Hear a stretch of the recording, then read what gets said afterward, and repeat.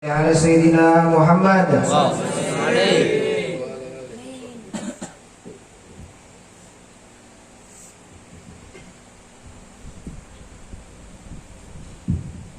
Bismillahirrahmanirrahim. Assalamualaikum warahmatullahi wabarakatuh. Bismillah, alhamdulillah, wassalatu wassalamu ala rasulillah Sayyidina Maulana Muhammad ibn Abdillah wa ala alihi wa sahbihi wa man wala wa la hawla wa la quwwata illa billahil aliyyil azim. Amma ba'd, yang sama-sama kita muliakan, kita cintai Habib Alwi As-Saggaf dan guru kita, Guru Taufik, dan para ustaz, para guru yang lainnya yang kita hormati semuanya, para tokoh agama, tokoh masyarakat, bapak-bapak, ibu-ibu ada kan? Ada? Ada kan terlihat? Di samping kan? Ibu-ibu dan pemuda-pemudi daripada umat Rasulullah SAW.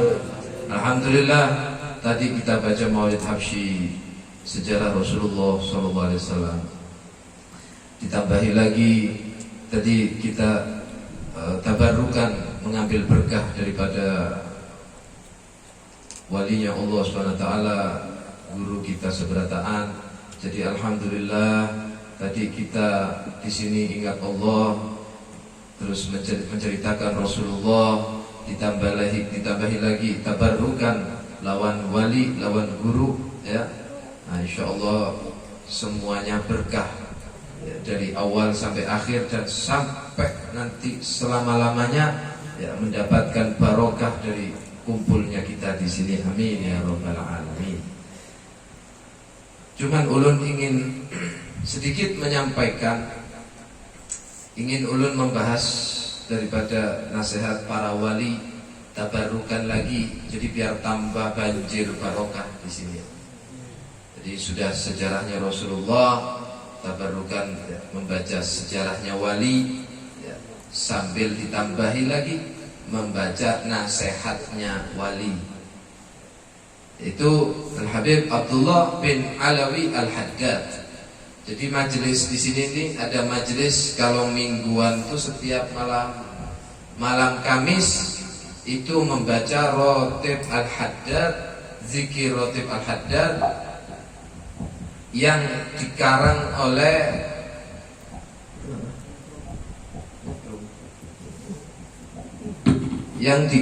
oleh Sayyidina Imam Al-Arif Billah Qutbil Irsyad wa Ghathil Ibadah Billah Al-Habib Abdullah bin Alawi Al-Haddad. Ulun ingin sedikit menjelaskan dalam kitab beliau, kitab An-Nasaihud Diniyah, nasihat-nasihat agama.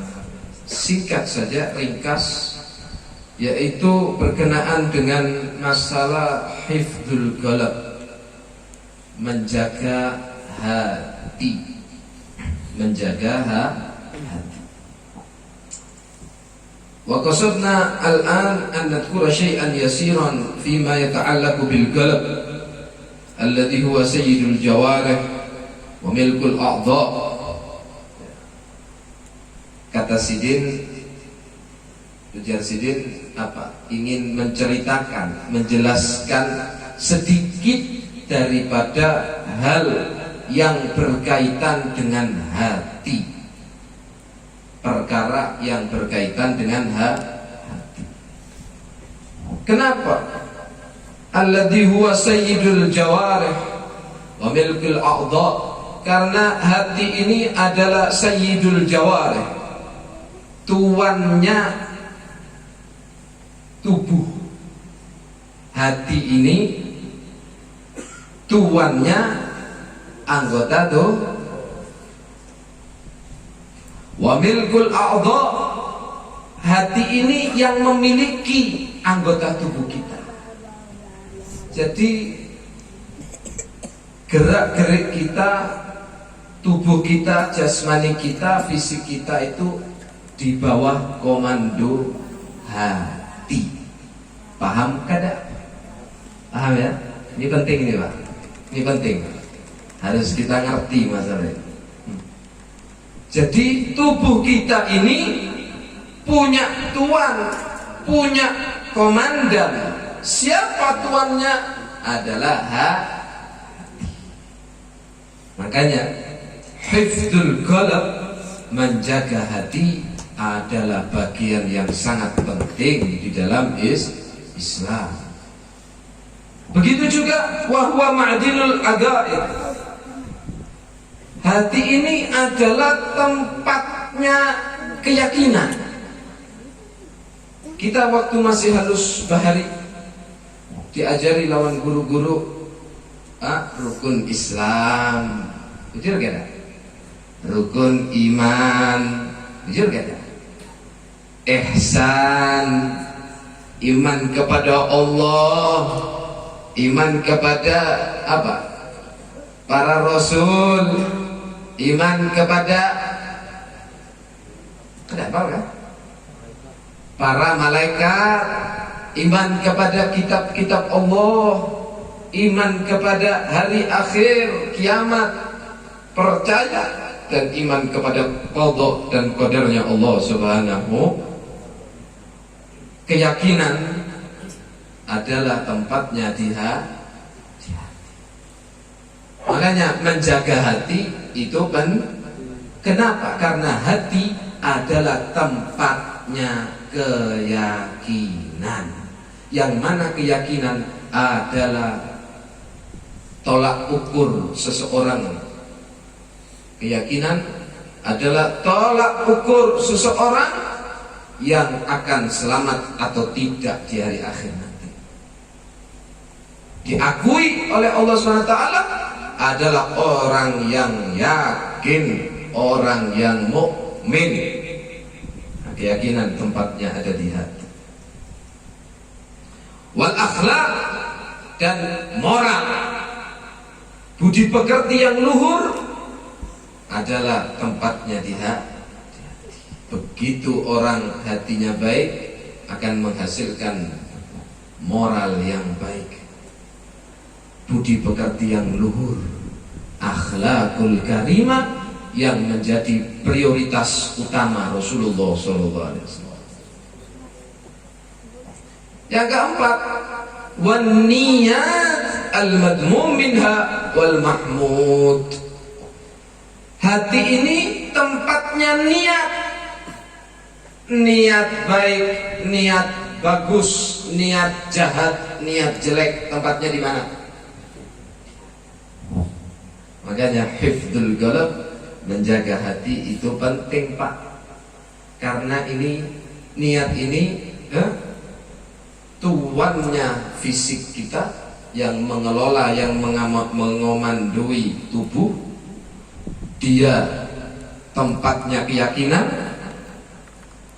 sumbernya moral, budi pekerti yang luhur, dan tempatnya niat.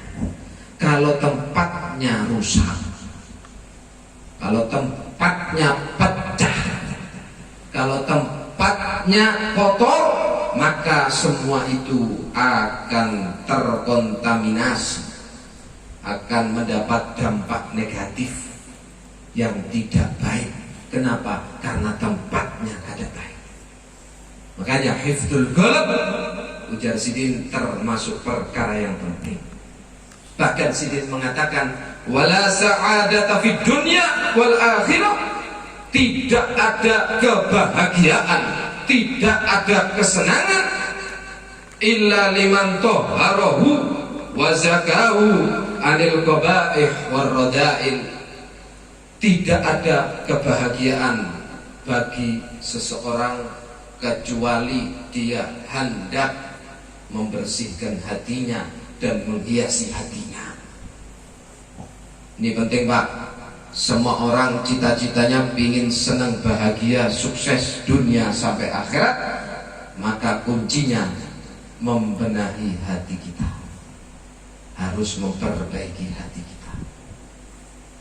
Loh, dalilnya ada nggak, Beb? Banyak dalilnya, entah berapa ayat ya. Wa zayyanahu wa hallahu bil mahasin wal fadail. Menghiasi, memperindah hati dengan banyak-banyak berbuat baik, wal fadail, dan berbanyak-banyak buat ibadah, fadilah-fadilah diamalkan. Nah, jadi kalau pingin bahagia, pingin senang dunia akhirat, ayo perbaiki hati, dijaga hatinya, dipelihara hatinya, diindahkan hatinya, diperbagus hatinya, dengan mahasin perbuatan baik dan beribadah, ya, memperbanyak amal ibadah kepada Allah Subhanahu. Allah Subhanahu wa taala berfirman dalam Al-Qur'an, "Wa nafsin wa ma sawwaha fa alhamaha fujuraha wa taqwaha qad aflaha man zakkaha wa qad khaba man dassaha." Qad aflaha man zakkaha, benar-benar telah berbahagia, menang, berhasil, sukses, selamat man zakkaha, orang yang mau hendak membersihkan hatinya. Ini janji Allah SWT.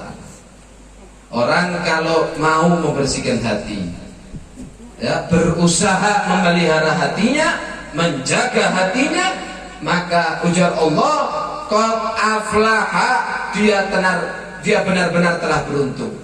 Kalau pian pernah pondok, pernah masuk pondok belajar santri, ada tuh secara ilmu bahasa, kalau kata-kata lafadz qad masuk pada kata kerja yang artinya atau waktu pelaksanaannya itu sudah lampau, ini ulun terjemahkan bahasa Indonesia, itu ada makna yang tersirat, yaitu litahqiq, untuk meyakinkan. Artinya apa? Qad aflaha, benar-benar, sungguh, sampai Allah menyatakan seperti itu. Aflaha, berhasil, selamat, bahagia orang yang mau membersihkan hatinya. Ini kalau pian pernah mondok, paham, ngerti ya. Jadi makna bahasa Arab itu luas. Wa qad khaba man dassah, tapi benar-benar akan terpuruk, akan kecewa, akan sia-sia man dassaha, orang yang membiarkan hatinya kotor, tidak peduli dengan hatinya, masa bodoh amat, tidak peduli dengan hatinya kemana arahnya, dibiarkan hatinya liar seperti binatang liar, tidak dipelihara, tidak dijaga, tidak dijinakkan hatinya. Nah, orang yang seperti ini qad khaba, akan terpuruk nanti, naudzubillah, benar-benar terpuruk, naudzubillah misyallah. Ini penting untuk ulun sampaikan, ya, supaya kita bisa menjaga hati kita, terutama ya, apalagi di saat-saat yang mulia, di waktu-waktu yang mulia seperti saat ini, ya, bulan Rajab. Bulan Rajab termasuk Asyhurul Hurum, 4 bulan yang dimuliakan oleh Allah Subhanahu wa taala. Inna iddatasyhur indallah 12 syahran fi kitabillah yauma khalaqas samawati wal ard minha arba'atun hurum. Itu dalilnya di Al-Qur'an. Kalau pian tanya dalil, itu dalil. Jadi ada 12 bulan menurut hitungan Allah. Ada di antara 12 ada 4 bulan yang sangat mulia, yaitu bulan apa? Dzulqa'dah, Dzulhijjah, Muharram, lompat ke bulan Rajab. Apalagi sekarang malam 27 ya sekarang. Ya Allah, malam 27 saat inilah, ya, sebagian ulama dan kebanyakan ulama berpendapat bahwa saat inilah Rasulullah SAW melaksanakan Isra dan Mi'raj. Memang ada perbedaan pendapat, tapi yang masyhur, pendapat yang terkenal, yang paling banyak menyatakan bahwa Isra dan Mi'raj jatuh pada 27 Rajab. Ada yang menyatakan di bulan Rajab, tidak pasti 27. Ada yang bahkan bukan di bulan Rajab. Banyak perbedaan. Cuman pendapat yang paling masyhur, ulama mayoritas menyatakan 27 Rajab. Apalagi saat seperti ini, ya kesempatan ya, waktu yang mulia, maka hati kita harus dijaga. Hati kita dipelihara. Paham ya? Kenapa? Karena begini ceritanya. Karena begini Pak, kita kan sudah tahu ya, bahwa ada perbuatan-perbuatan jahat, perbuatan-perbuatan yang jelek. Ini kalau kita melakukannya, apalagi kita sering melakukannya, akan memberi dampak buruk pada hati kita. Ketika kita beramal soleh, kita berbuat baik, taat kepada Allah, ibadah, baik kepada Allah hubungannya, baik kepada hambanya Allah, kepada manusia, hablum minallah jalan, hablum minannasnya juga ya, itu akan memberi dampak positif, dampak bagus kepada hati kita. Oleh karenanya ya, hati-hati Pak. Orang kalau mempunyai sifat yang jelek, orang kalau berbuat maksiat, itu kata Habib Abdullah, amrodun lahu, menjadi penyakit-penyakit yang akan berkembang biak di dalam hati. Hati-hati Pak. Orang kalau suka maksiat, suka berbuat dosa, hatinya akan sakit, hatinya akan berpenyakit, hatinya akan kronis, hatinya akan komplikasi. Naudzubillah min syarri. Kenapa? Sebab karena seringnya bermaksiat kepada Allah. Naudzubillah min syarri. Allah yahfadna wa iyyakum insyaallah bi barakati hadzal majlis al-mubarak insyaallah. Sehingga kata Sidin, penyakit ini kalau kita biarkan tumbuh di dalam hati, qad tu'addihi ilal halak fid dunya wal akhirah, akan mengakibatkan kita hancur lebur binasa di dunia sampai akhirat nanti. Akan rugi orang kalau hatinya sakit, itu akan hancur Pak. Sehingga hati-hati, fala ghina lil mu'min an ilaji qalbih, maka wajib bagi setiap orang mukmin, kita seberataan ini mengaku mukmin, harus banyak-banyak memperhatikan hati kita, mengobati hati kita. Kita tidak munafik, kita jujur ya, karena kita manusia yang lemah, kita ini banyak salah, hati kita kotor, maka oleh karenanya kita berusaha ya, sekuat tenaga, berusaha membersihkan hati. Lah biarkan hadir di sini ini termasuk dalam rangka membina, memelihara hati kita supaya barokahnya Rasulullah, barokahnya para aulia wassolihin, barokahnya kumpul dengan orang-orang saleh, hati kita terpelihara, hati kita bagus. Kan begitu, ya kan? Dalam rangka mengobati wala budda lahu min as-sa'yi fi tahsil sihat. Harus kita berusaha sekuat tenaga, semaksimal mungkin untuk membersihkan hati. Kenapa? Wala yanjua illa man atallaha biqalbin salim. Karena Pak, tidak akan ada yang bisa selamat berhasil bertemu Allah, mendapat ridhonya Allah, illa man atallaha biqalbin salim, kecuali orang yang datang dengan hati yang selamat. Hati yang kada selamat kada mungkin bisa sampai kepada Allah. Pian tahu nggak apa nikmat terbesar di akhirat nanti? Tahu kada pian? Kira-kira apa keinginan pian di akhirat nanti Pak? Apa cita-cita pian di akhirat nanti? Cita-cita kita di akhirat masuk surga, ketemu bidadari, ya, 70 bidadari, begitu kan?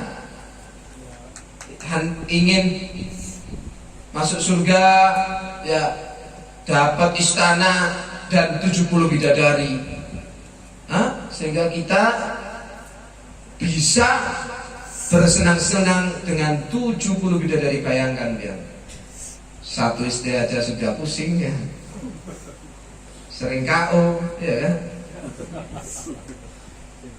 KO duluan gak ya? Jangan loh, ya kan? Ini 70. Ulun pingin masuk surga seperti ujar guru, ujar Habib tuh belum minta masih kepingin hati muncul tuh apel, ya kan? Seperti itu kan keinginan pian? Cita-citanya pian seperti itu kan? Allahu Rabbi, tambahi Pak. Kalau bisa cita-cita ulun di akhirat mendapat nikmat yang terbesar, yaitu kawak berjumpa dengan Allah Subhanahu wa ta'ala. Kada ada nikmat yang terbesar kecuali bertemu dengan Allah dan Allah ridha kepada kita, terus kita masuk surga bersama dengan Rasulullah SAW. Itulah nikmat yang terbesar yang kita harapkan. Tapi Pak, orang bisa begitu Pak, man atallaha biqalbin salim, orang yang hatinya selamat. Kalau kada selamat, kada mungkin. Allahumma ja'alna minas salimin ad-dakhilina al-jannah ma'an nabiyyin wasiddiqin wasyuhada wassalihin. Mudah-mudahan kita termasuk orang-orang yang hatinya selamat.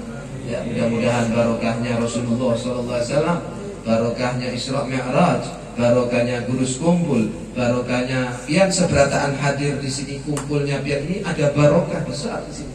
Barokahnya kita kumpul lawan habaib, lawan para guru, para semuanya orang-orang tua, orang-orang soleh.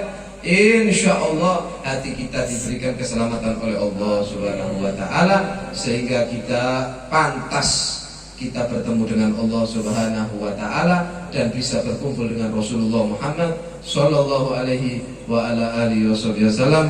Sekiranya itu saja yang mungkin ulun ingin sampaikan. Ada tahlil kan? Ya, karena kita masih ada tahlil, ringkas saja ya. Jadi terima kasih, mohon maaf ulun bila ada ucapan yang kurang berkenan, tolong dimaafkan. Afdhalul dzikri fa'lamannahu